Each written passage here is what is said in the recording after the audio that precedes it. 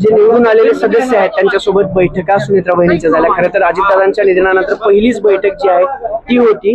काय नेमकं बैठकीत चर्चा झाली? आज जुन्नर तालुका राष्ट्रवादी काँग्रेस पक्ष म्हणून आम्ही जे मागच्या नगर परिषद आणि आताच्या जिल्हा परिषदच्या निवडणुकीला सामोरे गेलो आणि निवडणुकीच्या दरम्यानच जी दादांची अत्यंत दुर्दैवी अशी घटना घडली आणि त्यानंतर सुनेत्रा वहिनींनी उपमुख्यमंत्री आणि पालकमंत्री म्हणून टेकओव्हर केलं आणि त्या निकालानंतर आमची पहिलीच भेट ही वहिनींची होती।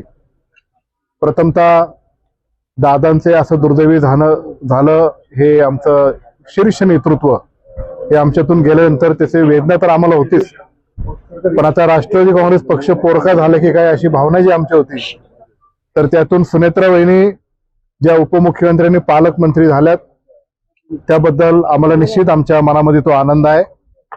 अशा आव्हानात्मक परिस्थितीमध्ये सर्व दुःख बाजूला सारून नेतृत्व स्वीकारणं आणि त्याच धीराने प्रत्येक कार्यकर्त्याला एक कुटुंब प्रमुख म्हणून पुढे जाण्याचं सुनेत्रा वहिनींचं कौतुक करणं करावं तेवढं थोडं आहे। पण आज आमची भेट झाल्यानंतर जिल्हा परिषद असेल, जिल्हा नियोजन असेल, महाराष्ट्र शासन असेल, त्याच्या माध्यमातून अजितदादा जसे आम्हाला पाठबळ देत होते त्याच प्रकारचं पाठबळ संपूर्ण जुन्नर तालुक्याच्या प्रत्येक कार्यकर्त्याच्या पाठीमागे ते उभे करतील असा विश्वास त्यांनी आम्हाला दाखवला। आणि पहिलीच भेट असल्यामुळे नेमकी वहिनी काय बोलतील अशी आमच्या मनामध्ये एक कुतूहल होतं किंवा काय बोलणार आहे, कारण ते फर्स्ट टाइम पॉलिटिकल इव्हेंट मध्ये आमच्याशी बोलतायत असं आम्ही ते जाणवलं। पण ज्या सक्षमपणे एखादी स्त्री पदर खोचून नेतृत्व करण्यासाठी पुढे येत आहे ही चुणूक जणू काय जिजामाता सारखी आम्हाला त्या सुनेत्रा वहिनींमध्ये दिसली। आणि सुनेत्रा वहिनींनी ज्या पद्धतीने आम्हाला मार्गदर्शन केलं तर खरोखरच सुनेत्रा वहिनी अत्यंत सक्षमपणे या राष्ट्रवादी काँग्रेस पक्षाचं नेतृत्व करतील, आम्हाला सर्वांना तो विश्वास आहे। आणि पुन्हा एकदा उमेदीने अजितदादांचे जे स्वप्न होतं, अजितदादांचे जे विचार होते, जे आमचे पक्षाचे फुले शाहू आंबेडकर एक विचाराने आम्ही जे पुढे जात आहोत तो विचार आता आम्ही पुन्हा एकदा अजितदादांचेच प्रतिबिंब म्हणून सुनेत्राताई पवार यांच्यामध्ये पाहून एकदम चांगल्या मनाने, चांगल्या ताकदीने पुढे जाण्याचा आम्ही निर्धार केलेला आहे। आणि आजची मीटिंग आम्हाला खरोखरच जुन्नर वासियांना खूप मोठी ऊर्जा देणारी ठरली असं आमचं सगळ्यांचं मत आहे। नाही, तक्रारी काही मांडल्या नाही, फक्त जुन्नर तालुका आम्ही सगळे एकत्रितपणे पुढे जात असताना आम्हाला अजितदादांचं पाठबळ खूप मोठं होतं, त्याच प्रकारचं पाठबळ किंवा विशेषतः आता तिथं राष्ट्रवादी काँग्रेस पक्षाच्या विचाराचा आमदार नसला, 2 राष्ट्रवादी स्प्लिट झाल्यामुळं जे आम्हाला फटका बसला ते आम्ही आता सारं विसरून आम्ही एकत्रितपणे पुढे जाण्याचं ठरवलेलं आहे। तर आम्हाला पुढे जात असताना जिल्हा परिषदचं एखादं पद आमच्या जुन्नर तालुक्यामध्ये प्राप्त व्हावं ही आम्ही ती विनंती केली आणि त्यातून निश्चितच सकारात्मक विचार करून जुन्नरकरांच्या पाठीमागे मी खंबीरपणे उभे आहे असं वहिनीने आम्हाला 12 तारीख होती, 12 तारखेला राष्ट्रवादीचं विलिनीकरण होणार असं बोललं जात होतं। दादांची पण ती इच्छा होती। आता दादा आपल्यात नाहीयेत, या चर्चा कितपत योग्य माहिती नाही, पण आज शशिकांत शिंदे त्यांनी एक लेख लिहिला, त्यात असं स्पष्ट लिहिले की पवार साहेबांची देखील इच्छा होती विलिनीकरण झाल्यावर ही सगळी सूत्र दादांच्या हातात देणार होत्या, म्हणजे दोन्ही राष्ट्रवादी एकत्रित झाल्यावर दादाच बॉस होणार होते, असं काही चर्चा झाली होती विलिनीकरणाची असं आठवते तुम्हाला? त्याच्या बाबतीत काही मला माहिती नाही, पण दोन्ही राष्ट्रवादी काँग्रेस पक्षाची आघाडी करून पुढे जायचं हे मी असेल, आमच्या विभागाचे खासदार डॉक्टर अमोल कोल्हे असेल, आमचे सर्व कार्यकर्त्यांनी आम्ही दादांना तशी विनंती केली आणि ठीक आहे म्हणले अमोल आणि तू बस आणि जे जिल्हा परिषदेचे उमेदवार आपल्याला निवडायचे ते तुम्ही एकत्रितपणे ठरवा।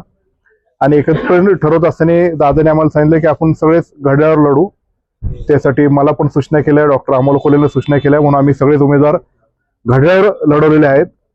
आता विलिनीकरणाचे ते वरिष्ठ नेत्यांचा तो विषय आहे, पण जुन्नर तालुक्यामध्ये आम्ही सर्वांनी ठरवलेलं आहे।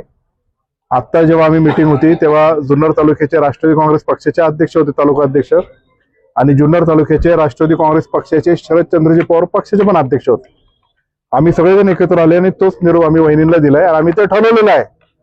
पुढे काय होईल आम्हाला माहित नाही, पण जुन्नर तालुक्यामध्ये राष्ट्रवादी काँग्रेस पक्ष एकत्रितपणेच वाटचाल करणार. दोन्ही राष्ट्रवादी एकत्र असतील. दोन्ही राष्ट्रवादी एकत्रितपणेच वाटचाल करणार. जिल्ह्यासाठी काही अशी प्रस्ताव नाही, ते मला नाही माहिती. मी जुन्नर तालुक्यापुरतं सीमित सांगू शकतो, बाकी इतर तालुक्यांचं किंवा महाराष्ट्राचं किंवा वरिष्ठ नेत्यांचं मी सांगू शकत नाही. वहिनी असं म्हणाल्या की कार्यकर्त्यांच्या मनामध्ये कुठलाही संभ्रम ठेवू नका की तुमच्या पाठीशी कोणी नाही, तुमच्या पाठीशी भक्कमपणे उभे आहे. हे सांगताना वहिनी जरा थोड्या भावूक झालेल्या होत्या. काय सांगितलं वहिनीने की दिलेला हा मेसेज जो आहे तो कार्यकर्त्यांसाठी खूप मोठा आहे की तुमच्या पाठीशी भक्कमपणे उभे आहे? निश्चितच हा मेसेज खूप मोठा आहे. जेव्हा पहिल्यांदाच मी जेव्हा इंट्रोडक्शन केलं, आमचा प्रत्येक नेता, प्रत्येक जिल्हा परिषद सदस्य वहिनींशी जेव्हा बोलला, त्याच्यानंतर वहिनी आमच्याशी बोलायला लागले, तेव्हा दादा कशा पद्धतीने काम करत होते त्याच्या एक दोन आठवणी सांगितल्या आणि त्यातून आपण कसं आता सामोरे जातोय त्याच्यामुळे ते भावूक पण झाल्या होत्या. आणि भावूक झाल्यानंतर सक्षमपणे मी कसं काम करणार आहे, तुम्हाला कसं पाठबळ देणार आहे, तुमची पण जबाबदारी काय काय आहे, तुम्ही पण एकजुटीने कसं पुढे गेलं पाहिजे. आता अजितदादा जरी आपल्यात नसले तर अजितदादांचे विचार, त्यांची वागण्याची पद्धत, बोलण्याची पद्धत, त्यांच्या कार्यपद्धती ही सगळ्या माझ्यासह म्हणजे अतुल बेनकेसह इतर कार्यकर्त्यांनी पण ते अवलंबलं पाहिजे. सर्वसामान्य लोकांना जे पाठबळ देतो तसं आपण कलेक्टिव्ह इफेक्ट करू. आणि मी नेतृत्व म्हणून तुमच्या पाठीमागे जसे दादा भक्कमपणे उभा आहेत तसं मी भक्कमपणे उभा राहून तुम्हाला जे जे बळ द्यायचे गव्हर्नमेंट लेवलला, डीपीसी लेवलला, जिल्हा परिषद लेवलला, ते सर्व स्तरावर मी तुमच्या पाठीमागे भक्कमपणे उभी आहे. असं वहिनीने जेव्हा आम्हाला जे सांगितलं तो निश्चित प्रकारे आम्हाला ऊर्जा देणार आहे असं मी म्हणेल. त्याच्या बाबतीत काही चर्चा नाही झाली. तुम्ही 8 पैकी 8 जागा जिंकून नाही केले. नाही 8 पैकी 5 आल्या. आमचं काय अध्यक्षपद, हे बघा अध्यक्षपद पण आमच्याकडे असं आम्हाला वाटतंच ना, पण आता जिल्ह्याचं पातळीवरच आहे तर त्या 4 का 5 का 6 पद त्याच्यापैकी एक पद जुन्नरला मिळालंच पाहिजे अशी आमची मागणी आहे. पण तुम्ही एकत्र जे यायचं म्हटलं पुढं तर राष्ट्रवादी शरदचंद्र पवार पक्षातल्या पदाधिकारी असतील, खासदारांना हे मान्य आहे का? सगळ्यांना मान्य आहे. चर्चा केली तालुका लेवलला आम्हाला सगळ्याला मान्य आहे. उधर कुछ भी हो पर जुन्नर में सब एनसीपी एक ही रहने वाला. ठीक आहे. Okay thank you. तुमची car, electric panel, data server आगीपासून सुरक्षित आहे का? नाही? मग आजच बसवा F protect temperature activated fire suppression device. यामध्ये आहे eco friendly non toxic pressurised liquid जे आग लागल्यास क्षणार्धात ऍक्टिव्हेट होऊन आगीवरती मिळवते नियंत्रण. बसवण्यास अतिशय सोपे आणि सुटसुटीत टेकालिपचे एक दर्जेदार उत्पादन एफ प्रोटेक्ट.